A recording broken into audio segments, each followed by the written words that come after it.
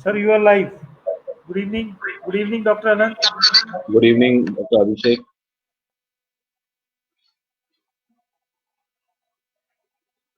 Sir, please start.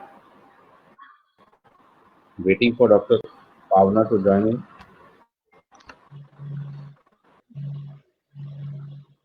Good evening, Dr. Pavna. Very good evening. Good evening. Welcome all for the masterclass on rubber dam endodontics. We have with us today Dr. Pavna Kamath. She's completed her master's in conservative dentistry and endodontics in the year 2000 from Manipal Pods, Mangalore, the gold medal. She's a recipient of Guidant Dental Academic Excellence Award for the year 2018. She's a presently director Upskill Dental Academy, Mumbai, and she's been practicing endodontics for the last 20 years, microendodontist at Mumbai currently. She's been a teaching faculty for fellowship in microdentistry IDA head office, and she lectures extensively on topics related to endodontics and microdentistry, microscopic dentistry all over India. She's been a keynote speaker to many international and national conferences and conducted many hands-on workshops in endodontics, dental operating microscopes, both at her academy as well as in IDEA programs and PramDent programs and dental colleges in India. She has published innumerable articles on index journals. Her endodontic educational YouTube channel, Upskill Dental Academy, has a large follower base from the world over. Contributor to the test book on basic sciences for PG entrance exams by Dr. Gauri Shankar. Thank you, ma'am, and you can start your presentation. Thank you very much for your kind introduction, Dr. Anandpal, and very good evening, everyone, and a warm welcome to today's session of Rubber Dam Masterclass.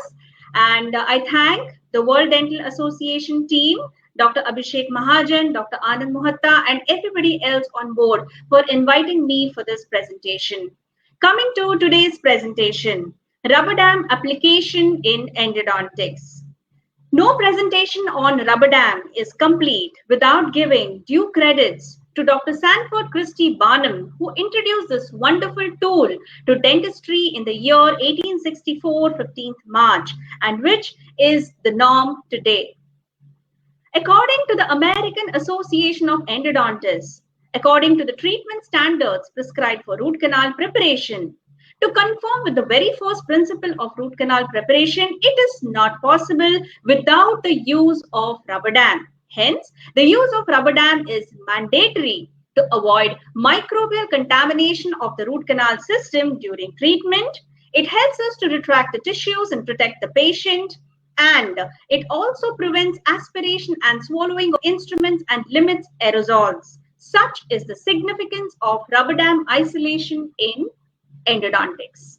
Now, if you observe carefully, root canal treatment is all about controlling the microbial count. And how do we do that? By using aseptic techniques, by effective debridement, by using local antimicrobials, by using systemic antibiotics, only if indicated, that is, and by achieving optimal apical and coronal seal. Now, let us have a look at the principles of aseptic technique. Now, what do? We always use autoclaved instruments. We store them safely. We clean the tray which contains these instruments. We prepare the equipment and maintain it aseptic. The operator wears personal protective equipment, uses sterile gloves, and most importantly, preparation of the environment where we work to reduce the microbial contamination during the procedure. Now, rubber dam is necessary to isolate the operating area in exactly the same way as a surgical drape is essential for similar invasive medical procedures where bacterial contamination may have a profound effect on the outcome. In fact, this is the single most important thing that we have to do in order to improve the chances of success in root canal treatment.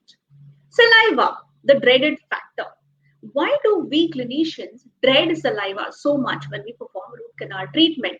Prevention of saliva contamination is of utmost importance during root canal therapy. Why? Because even 1 milliliter of saliva contains millions and millions of microbes which can easily contaminate your aseptic field. It can also contaminate your root canal system, which already we are putting in so much efforts to decontaminate. A practitioner, if he is unable to maintain a dry space of root canal system during obturation, it will definitely lead to contamination of the root canal dentine, and this will adversely affect the seal, the apical seal, increasing the incidence of leakage and hence a chance of failure. So if you have a look at whatever information you have gathered, you can understand that rubber dam gives you a stable, isolated field to operate right from the beginning till the end of the procedure, provides you with an aseptic environment, and gives you adequate moisture control.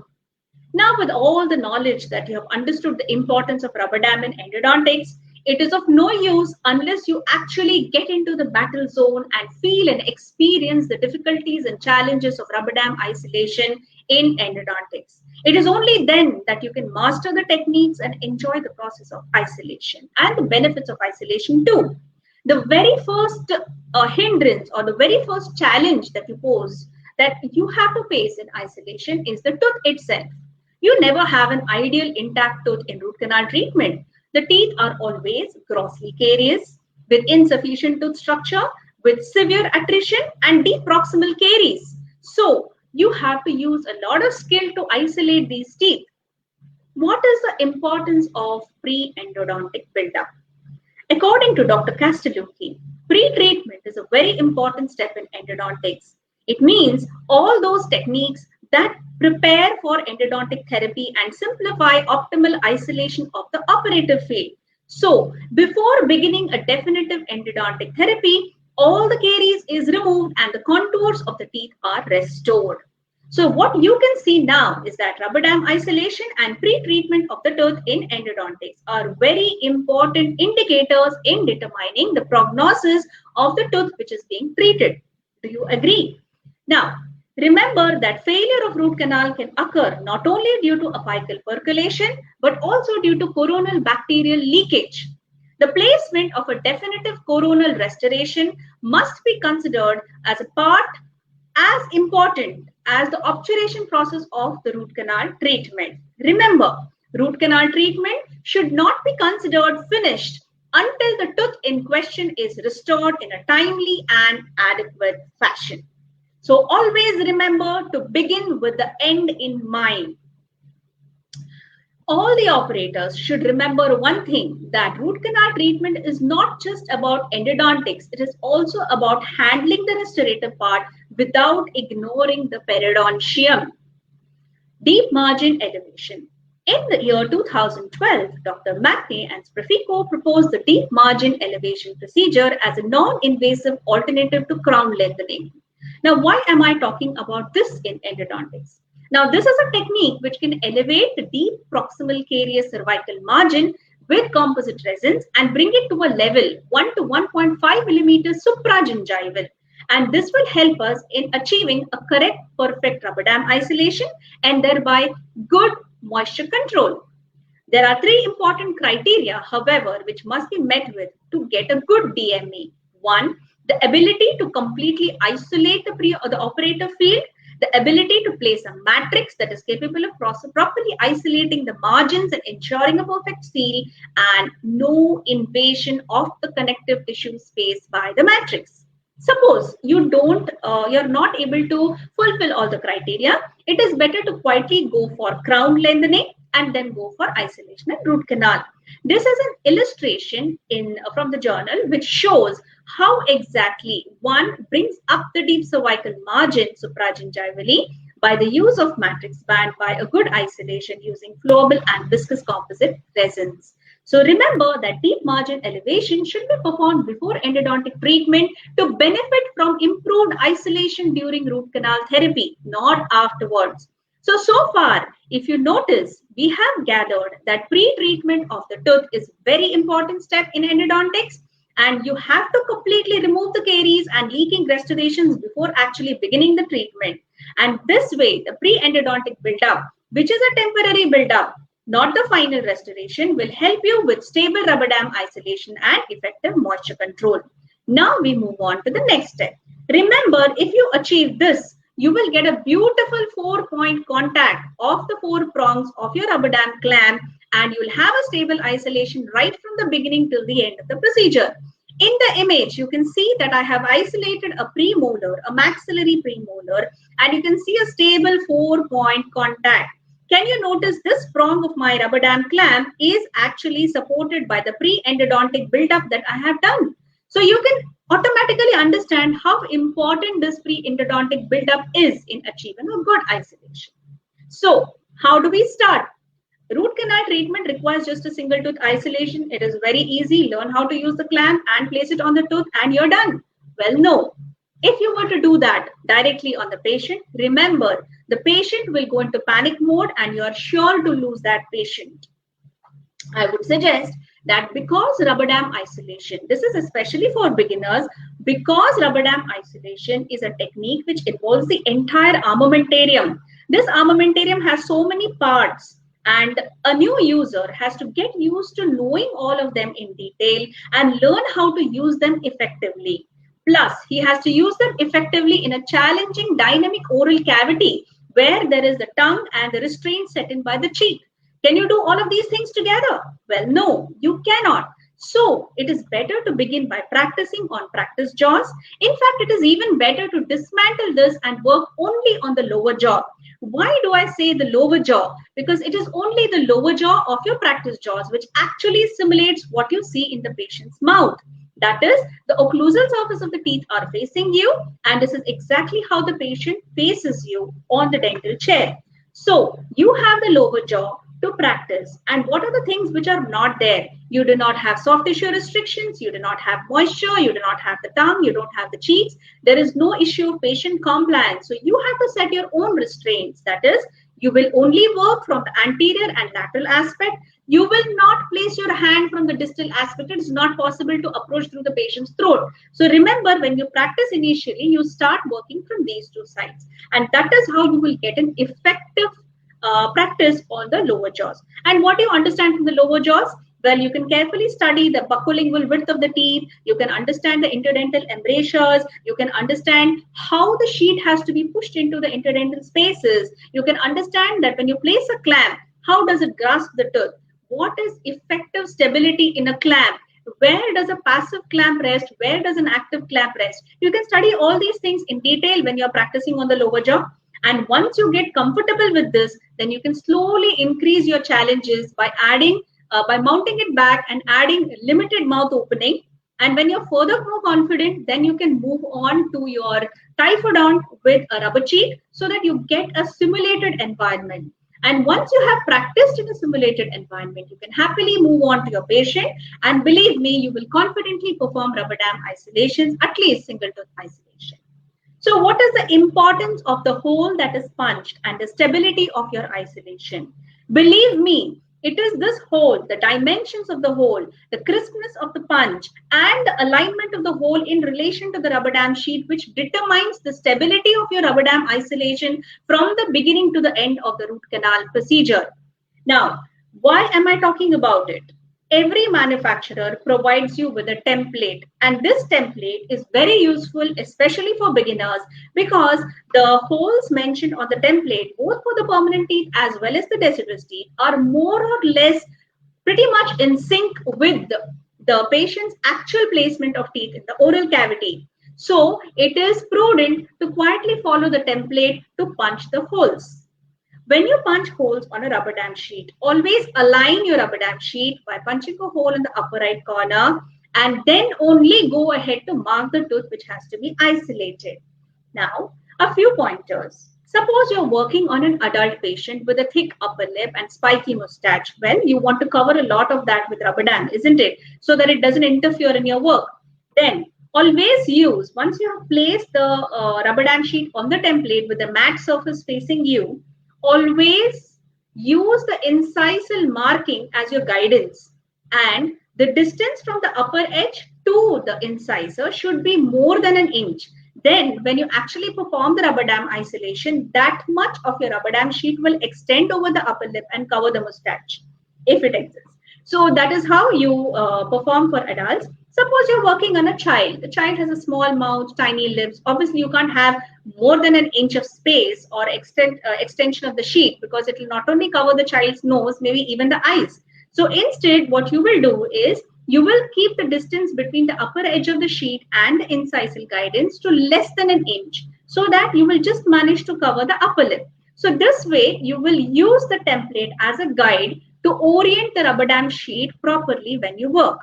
Now, isolation for root canal therapy. Generally, we opt for single tooth isolation, but in some circumstances, when you're working on multiple teeth for root canal, or when you want to orient the tooth properly, you may opt for quadrant isolation. Or in some very challenging cases, you may have no choice but to opt for split dam technique. So let us see how. Single tooth isolation. The single tooth isolation is where the tooth that has to be operated is isolated. It consumes very little time, less than a minute, and there is lesser possibility of contamination from adjacent teeth and saliva. You can use both winged clamp as well as wingless clamp. The question that I'm often asked is, which clamp is better? Is it the wingless clamp or the winged clamp? Well, instead of saying so, I would rather put it forth this way. That winged clamp is very good for first-time users. It is very good to use on premolars and molars with good tooth structure in patients with good mouth opening. You can attempt your first quadrant isolation using the winged clamp as your anchor clamp for the anchor tooth. And if you are planning to use wingless, start using it only when you are well acquainted with the procedure. You can use it for isolating third molars, smaller molars, etc. You can use it in patients with limited mouth opening, because the wingless clamps are dimensionally smaller than winged clamps, but are much more, it requires much more skill to place them effectively. You can also use it in a shallow buccal sulcus, and you can also use it, suppose the patient is having an aphthous ulcer exactly approximating the area where you want to perform the isolation, you can use a wingless clamp, so it will not poke the buccal sulcus also. What do you do with the clamp? First and foremost, look for stability. For that, you have to understand what is stability. You should know that the clamp will settle at the cervical margin of the tooth all by itself and stay put. Then, how do you check for stability? You will place your fingers on the wings of the clamp, on the jaws of the clamp, and rock it. If it stays firm, that means it is an ideal clamp for that particular tooth. Another way to check for stability is by gently tipping off, gently applying pressure on the bow of the clamp downwards. If the jaws of the clamp get lifted off, that means it is not a stable clamp. If it stays put, then it is ideal for that particular tooth. Now, clamp selection guidelines. Always stick to this. It has been repeated over and over again. All that you have to look for is a 4-point contact exactly at the line angles mesially and distally.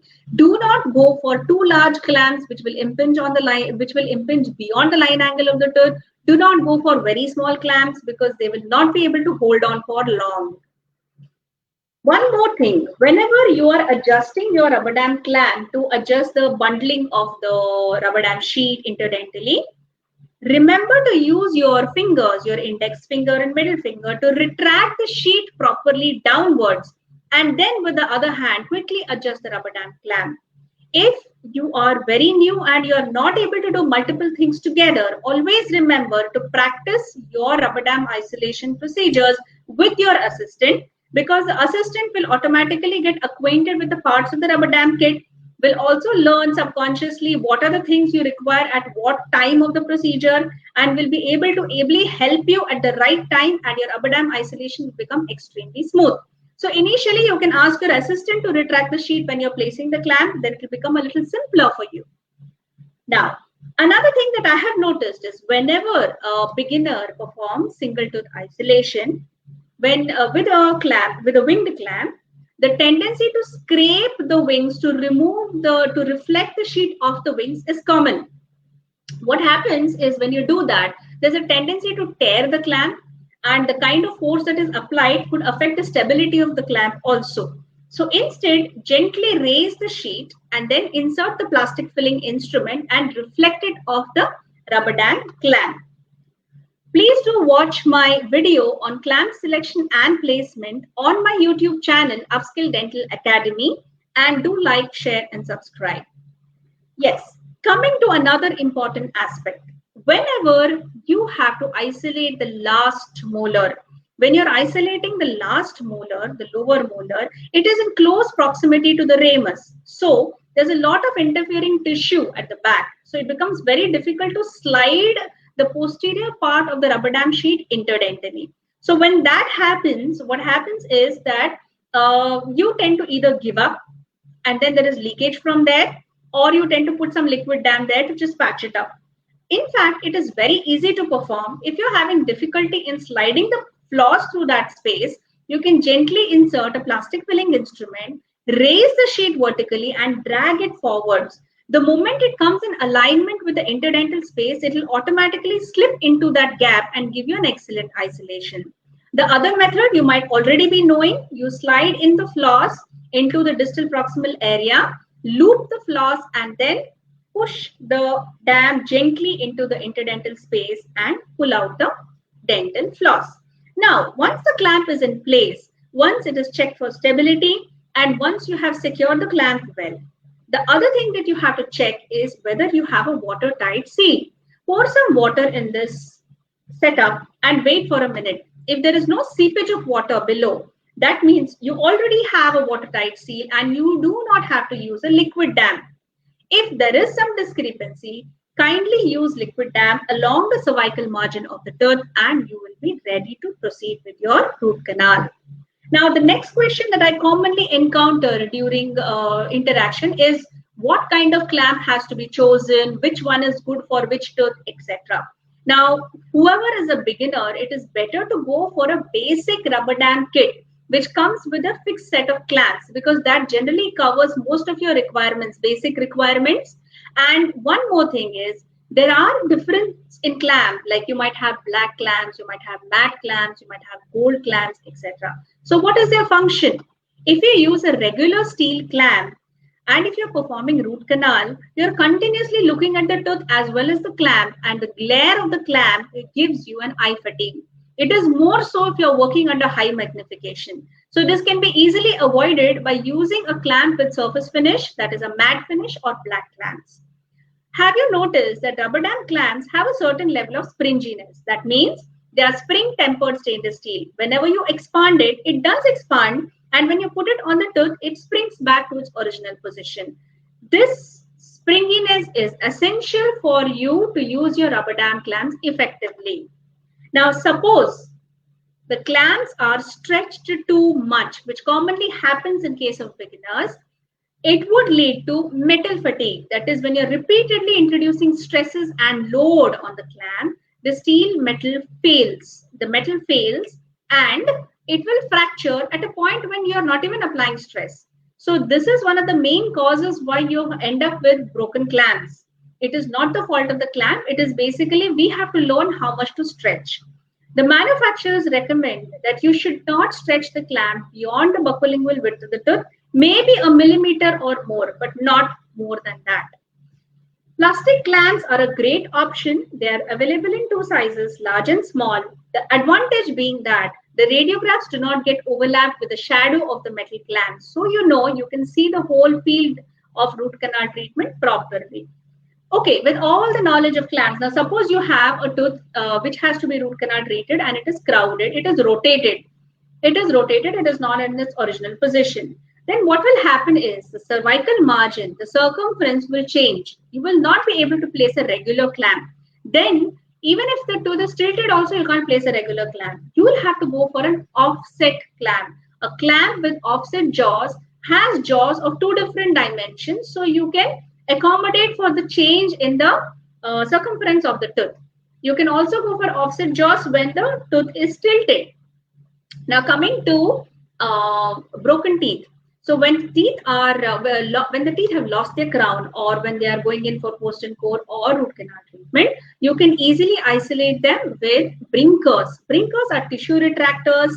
Tissue retractors can never be used as the main source of isolation. They are only for retracting tissues. You can just balance it out with a small composite button, and it is always supported by a retainer clamp. The purpose of using a retainer clamp is mainly to hold the isolation stable from the beginning till the end of the procedure. When you're working on a tooth which has deep cervical caries, you always have to use a retraction cord in the buccal sulcus along with Teflon. It is only when you apply this that your rubber dam inversion, subgingival margin inversion, happens effectively in the proximal area. And that is very important for us for the pre-endo buildup as well as for effective moisture control. Now, this is a diagram which I've drawn on my own, so kindly excuse me if it is not very clear. This is the tooth and this is the cavity with deep cervical caries, and you cannot obviously directly place a matrix band. You have to first place your retraction cord and then pack it with Teflon so that you have sufficient isolation to tuck in the rubber dam sheet for rubber dam inversion, and then you can place your matrix band and reconstruct the missing wall of the tooth. That is what it means. Now, most of us, when we do single tooth isolation, especially when you're a beginner, you're lost. The orientation is gone. You can only see the tooth. You do not know which is buccal, lingual, palatal, and proximal. You don't know the alignment of the adjacent teeth. You don't know the alignment of the crown and the root. So the chances of causing a perforation is very high. So the first thing that you have to do after isolation is to complete the pre-endodontic buildup. Now, the very same tooth after completing the pre-endodontic buildup looks so different. Now it becomes easy for you to locate the root canal orifices by applying the Krasner and Rankau's laws. Coming to the step-by-step stage in isolation. Select and prepare the sheet. Now, what is the sheet that you use for rubber dam isolation? Most of us prefer using medium thickness natural rubber latex. But then there are some patients who are known to have history of allergy. It is always prudent to use a non-latex rubber dam sheet. Wider sheet, I will come to it later. Now, most of the sheets have a layer of powder on them. The purpose of the powder is only for storage and packing. It has no other relevance. And this powder could have proteins which could be which could create allergy in a patient. So it is better to wipe it off with a wet wipe or a wet cotton, dry it, and then use it for isolation. The matte surface always faces the operator. Now let us look at a cross section of how your isolation looks. Now look carefully because this is a very important thing in rubber dam isolation. When you isolate a single premolar, the rubber dam sheet extends, goes out of the mouth and covers the upper lip, and from here it extends and goes down till the chin. So this is a 6 by 6 inch rubber dam sheet. Now you will isolate. Now this is gone. Now you're isolating only the molar in this patient. So when you isolate, say, a second molar or a third molar, the same sheet will travel a greater distance to cover the upper lip and a greater distance to cover the lower chin, to cover the chin. So what happens? The same sheet, when it is extending to a greater distance, it will be pulled, it will be stretched. And when it is stretched, it comes under tension and it puts tremendous amount of tension on that single clamp which is holding on to the tooth, which is one of the main reasons why people fail to isolate the molars, especially third molars, successfully, because the tension created causes the clamp to let go of the tooth and pop out. And when it happens repeatedly 2-3 times, the patient is also frustrated, the operator also gives up. So what do you do in such cases? You can do two things. One, you can opt for a non-latex dam which has greater flexibility, almost 950%. And so you can stretch it more effortlessly without creating too much tension on that sole clamp which is holding on to the tooth for our root canal treatment. Second thing, what you can do is you can use rubber dam rolls. So here, the rubber dam rolls, the rubber dam sheets are not pre-cut. So you can always increase the width of the cut. So you will use a wider rubber dam sheet when you're isolating one of the posterior teeth, or when you have a patient with big jaws where the third molar is extremely posterior and you have to pass an entire distance to actually come out of the mouth and reflect the sheet on the clamp. So you will cut it in such a way that it is much wider than a conventional pre-cut sheet, and you will perform the isolation. So that is why you have to study the case carefully before choosing your rubber dam sheet. Punching the holes. As I told you, punching the holes is very important for a stable isolation. Examine the quadrant, examine the deceased tooth, plan your isolation, look if it is rotated, look if it is tilted, and then decide how to punch the hole. Run a dental floss which is lubricated through the contact areas for smooth application. This is a very important step which is often neglected because you think anyway it's a single tooth isolation. Always give anesthesia to the cervical, to the gingival margin. Select the punch hole according to the dimensions of the tooth. Make sure it is crisp and is in accurate position using a template. This will ensure that it will not tear when you're reflecting it over the clamp. It will ensure that there won't be any excessive stretching of the dam, and you'll get a stable feel to work on. And as I've told you, you can use the template to decide how much of sheet will extend above the lip and below the chin. Quadrant isolation, always start marking from the incisor holes followed by the molars, but when you punch, always punch from the molars ahead, especially in split dam. Lubricate the sheet surface which comes in contact with the patient's mucosa. Do watch my video on rubber dam punch and different methods of punching holes and spacing the punch in quadrant isolation, etc. on my YouTube channel. Selecting the clamp. Choose a clamp based on mouth opening, tooth structure available, and amount of space available in the sulcus. Stability, I have already discussed. Secure the clamp by applying the floss and then go ahead with the isolation. Distal extension clamp is a very good clamp if you're working on distal most molars. Serrated tiger clamps are very good for partially erupted molars, for teeth which are badly broken down and teeth which are in either rotated or tilted.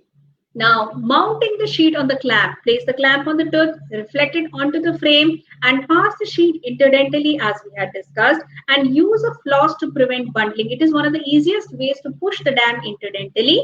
If required, use liquid dam. Do watch my video on common problems encountered in single tooth isolation by beginners on my YouTube channel, Upskill Dental Academy. Rubber dam napkin. Now, one of the things that happens when you're working for root canal is that the rubber dam sheet remains in contact with the surface of the patient's skin for almost 2 hours. So there is a high chance of developing contact dermatitis. So to avoid that, you can place a rubber dam napkin which will prevent contact of the sheet with the patient's skin. It will also avoid the saliva from seeping through the corners of the mouth, which could be very irritating.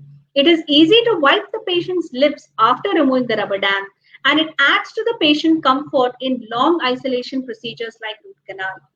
So do watch my video on how to make a rubber dam napkin. Actually, rubber dam napkins are commercially available. If you cannot access them or if they are over, then you can make a rubber dam napkin even with a simple tissue. So do watch. Bite block. Remember that when you're working for root canal treatment, the mouth opening remains for almost 2 hours. So this lengthy wide opening of the mouth has a potential to elongate the disc ligaments.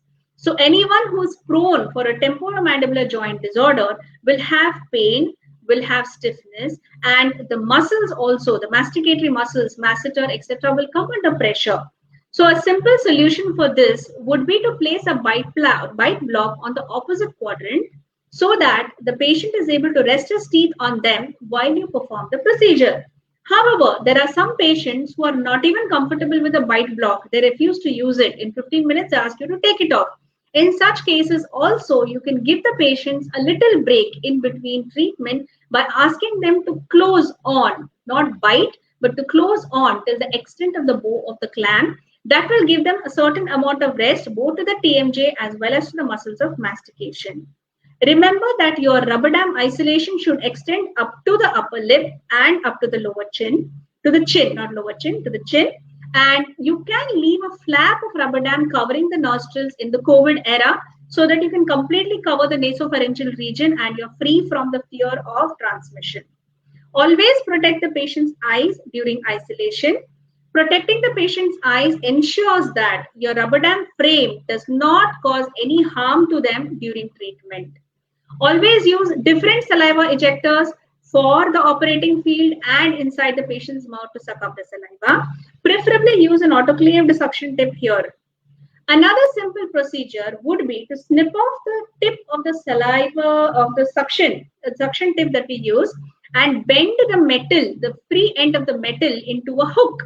Now place the hook on the bow of the clamp and switch on the suction. Now you have a continuous suction of the operating field. This is particularly useful if you're working without an assistant, like performing a long procedure like rubber dam. So remember, for beginners, always practice on practice jaws. During practice, work with only one clamp. Why? Because if you start using all the clamps in your brand new kit, all of them will stretch and all of them will become useless before you actually start working on a patient. So just work with one clamp, do whatever you want, and then even if it is damaged, you do not have any problems because you have the remaining clamps. This will help you understand the 4-point contact, which is very, very important for stability of your isolation. Practice only one method. You know all the 3 methods. It has been explained very well by Dr. Akshay. So you stick to one method, practice the same method repeatedly so that you understand all the elements involved in that.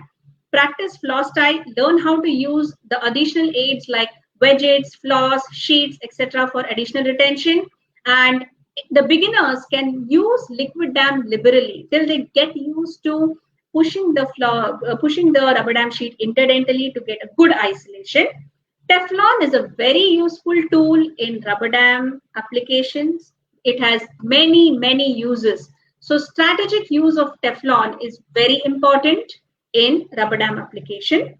Now, when we have variation, suppose you have to perform rubber dam on all the 4 upper anteriors, then you can go for a quadrant isolation like shown in the image. This is a very old case. I'm purposely sharing my old images when we didn't have many colors in rubber dam shades. And of course, even I was also pretty much less experienced in rubber dam isolation because you have to know that all of us begin somewhere and then move on and learn and master the techniques.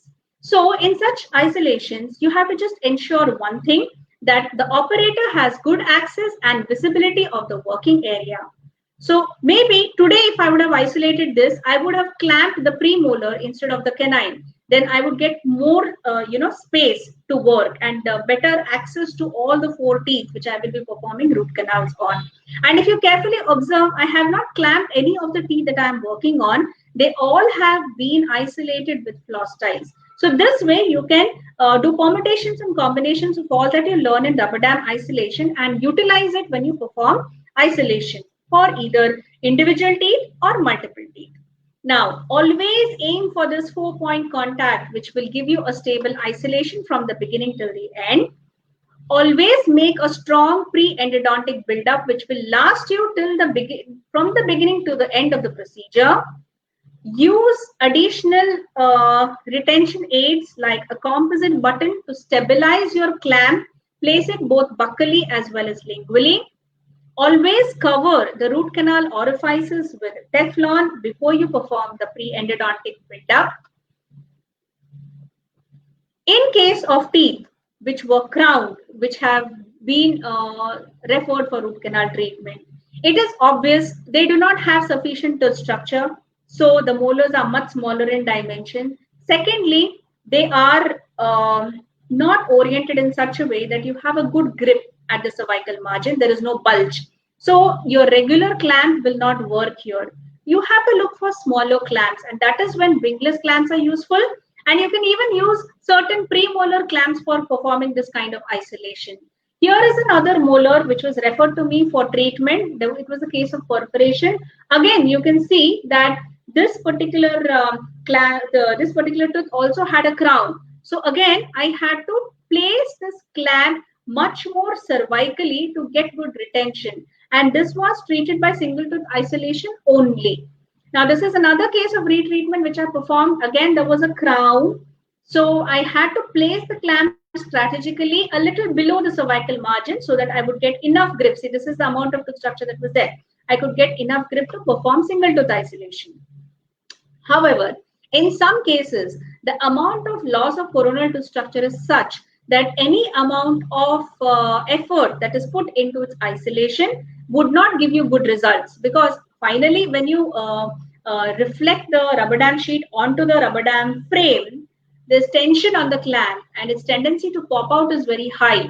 And remember, rubber dam is only the first step in your root canal procedure. You have a long way to go. So in such cases, when you've tried 2-3 times and it's not working, you should consider using the split dam technique, which I will discuss in some time. Now, small things, when you're performing a single tooth isolation and you're performing root canal, it happens very often that the head of the endomotor interferes with the bow of the clamp, or rather vice versa, and you don't get a straight line access. Never ever compromise your straight line axis in endodontics. Instead, you shift the clamp to the next posterior tooth. So when you do that, you see automatically I have created sufficient space and I get a straight line axis without causing any major changes.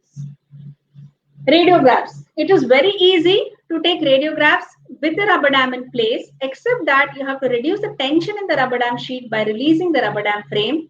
Use the sensor holder which the manufacturers provide to stabilize the sensor in the patient's mouth, and then go ahead and take the X-ray. It is good to use a foldable frame because the foldable frame gives you provision to do your suction, to give anesthesia, to take radiographs without having to dismantle the entire setup. Now look at this quadrant isolation. This is a much more recent isolation. This is a mobile picture taken from a mobile. So you can see that I have performed a quadrant isolation from 2.6 to 2.2, that is up to the lateral incisor, with just a single clamp. This is just a small mark that I had put in for the tooth while using the rubber dam punch. And there was a small tear here when I was reflecting it onto the sheet. I did not change the sheet. I just applied a little bit of liquid dam. So you can see this isolation. Now, what is special about this isolation? Let me tell you. In this one, now this is a microscope image. That was an image with a mobile. So in this, you can see that the isolation has been done on the molar. Again, this tooth had a bridge. So you can see it's a small molar now. So I have used a premolar clamp for isolation. Can you see the inversion here? Can you see the inversion here? Can you see the neatness of isolation? Well, I have neither used a retraction cord nor used a Teflon to achieve this inversion. The only clamp that is used is a single premolar clamp. The only other thing which has helped me with the isolation is probably I have reflected the sheet onto the rubber dam frame. So this is the same isolation. I was working on the canine. This is caries excavation going on. You can see how well the rubber dam sheet has adapted along the margins of the cervical margin of the tooth. I have not used a floss tie. I have not used retraction cord. I have not used Teflon, nothing. And this tooth had a bridge. So you can see that this is a sloping tooth and there is no undercut or anything to hold on. But yet the isolation stayed. It stayed till the end. It took me 2 hours. I had to remove a lot of secondary caries and restore this tooth. I had to perform a direct composite restoration on this. And all this while it stayed stable till the end. So rubber dam isolation is a beautiful combination of understanding how much tension can be maintained on the clamp when you isolate and how much you can reflect the rubber dam sheet onto the rubber dam frame. Now, the last technique, that is a split dam technique. This technique is used when you have to perform root canal treatment on a tooth which is a part of a bridge, on a tooth which has very little tooth structure and probably because of infection, there is a certain degree of mobility, or when despite doing many things, you are not able to isolate a tooth, single tooth.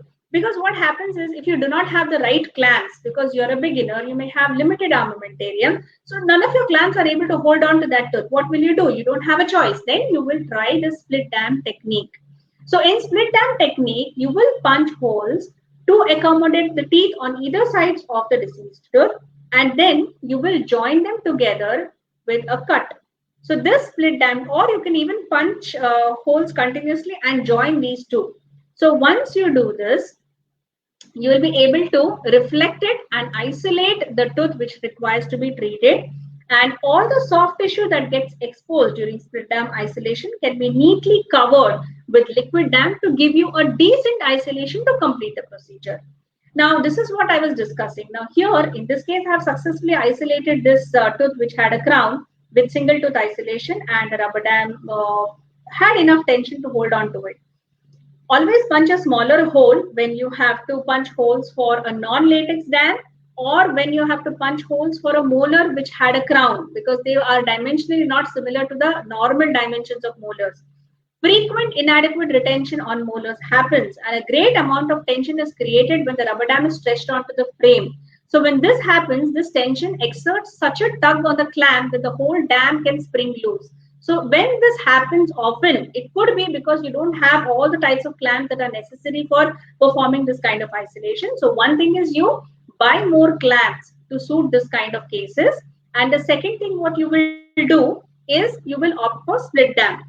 Modified split dam technique. Now, this is a technique which I just proposed, which I made a video, which I've tried on many cases, and probably I've presented the video and shared it on social media as well as on my channel, Upskill Dental Academy. When it is not possible to isolate the tooth with rubber dam, there are two options left. One, to make it possible, and the other, to extract the tooth. These are the words of Dr. Castellucci. So this attempt by me to help in some cases when the beginners do not have sufficient armamentarium to grasp that tooth which has very little crown structure. So in such cases, use a rubber dam strip, a strip of rubber dam, place it on the quadrant that requires to be isolated, mark the teeth on either sides of the diseased tooth and punch holes. Connect the two holes by a slit and now reflect it onto those two teeth, place clamps on them and adapt this small strip of sheet on the soft tissue. Now use rubber dam sheet 2, which is a complete rubber dam sheet which you use for isolation. Punch them for split dam procedure and reflect it onto the clamps which are already holding on to the two teeth. So what can you see here is you can see rubber dam sheet 2 and you can see rubber dam sheet 1. And you can see that these sheets have been closely adapted to the diseased tooth, the decayed tooth. So it gives you a very good cervical adaptation of the sheet. And now you will place liquid dam and seal the margins of the tooth. What happens now in this case, why this is a steady isolation and a stable isolation, I shall tell you. Now, generally, many people fear that placing a clamp mesially with the bow facing mesially could be a hindrance. Now, what happens? Most of the time, the operator position is 12 o'clock position. So when you're working from a 12 o'clock position, you will not have much interference because you're placing your hand laterally. It comes from here. There's no interference whether you work with magnification or without magnification. You can go for a wingless clamp if it is a hindrance, but it is difficult to place other retention aids like wedges, etc. in this particular technique.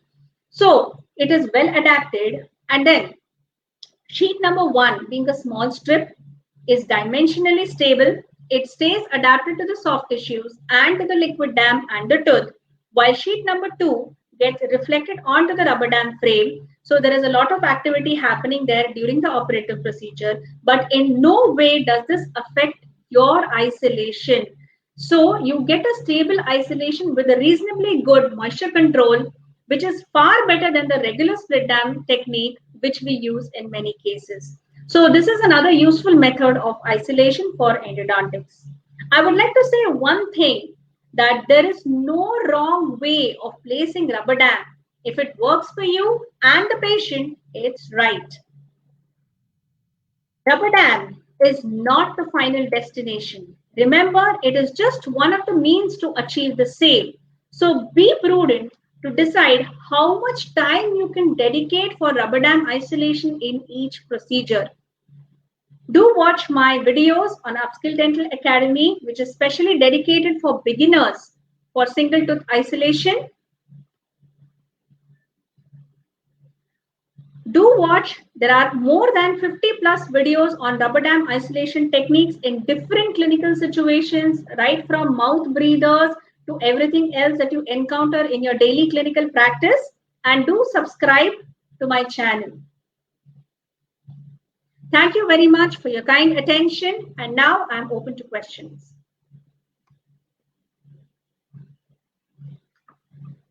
Thank you, ma'am, for the wonderful presentation. It was wonderful indeed. I've been doing rubber dams since 2014 and no dam, no endo I follow. But there's a lot of things I've learned today also. There are a couple of questions for a few people. I think some of you have answered, but we have one from Dr. V. Rajesh. One is, if upper 1/7 is badly fractured and one is not present, but I want to say 1/7, but the clamp is not attached to 4-point contact. So what should I be doing? Well, you have to try different clamps. You can also do crown lengthening. in such procedures. I have already mentioned. So you have to try different things. First, you have to try different clamps. Sometimes a smaller clamp, a smaller tiger clamp, or a smaller wingless tiger clamp would fit easily into those spaces.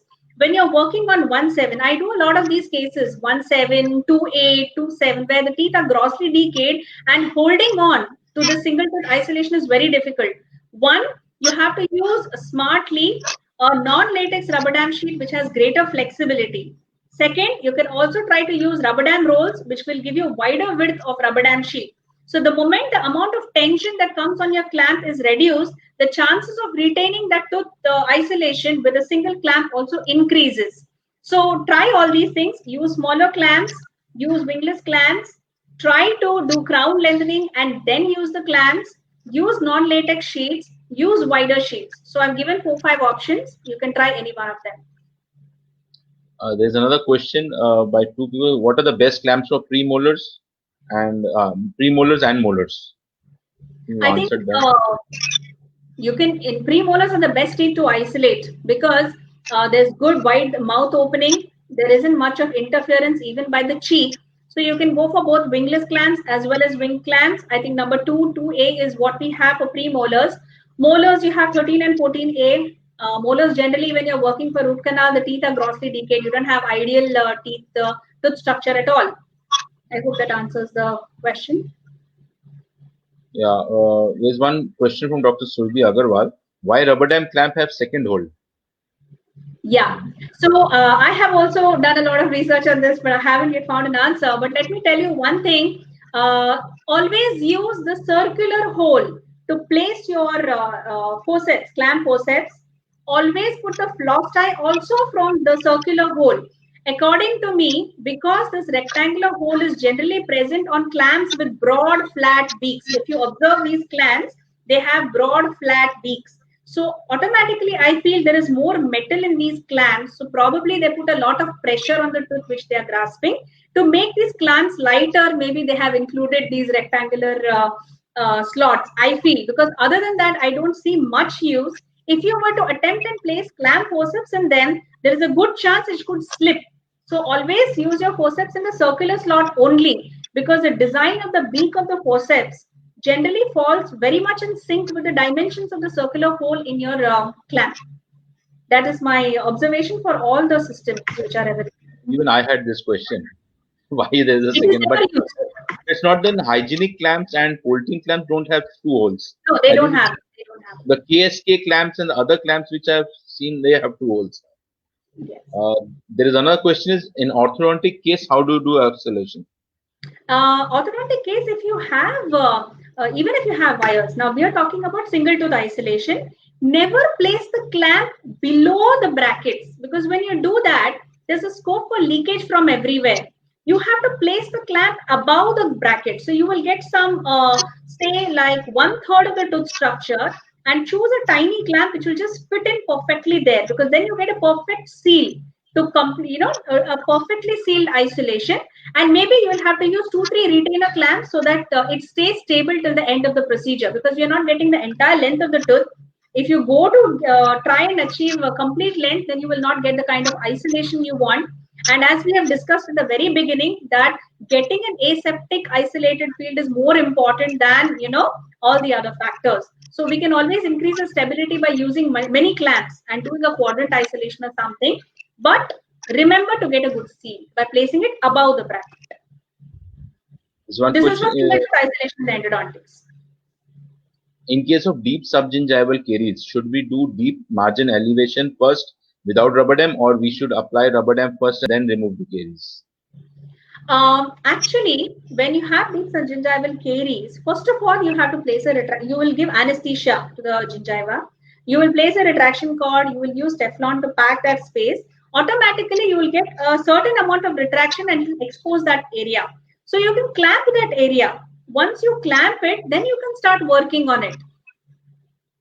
So you have to learn how to retract the gingival margin in that area by using a retraction cord, by using a Teflon, packing the Teflon into that area, pushing the gingiva down, and then placing the clamp at that spot.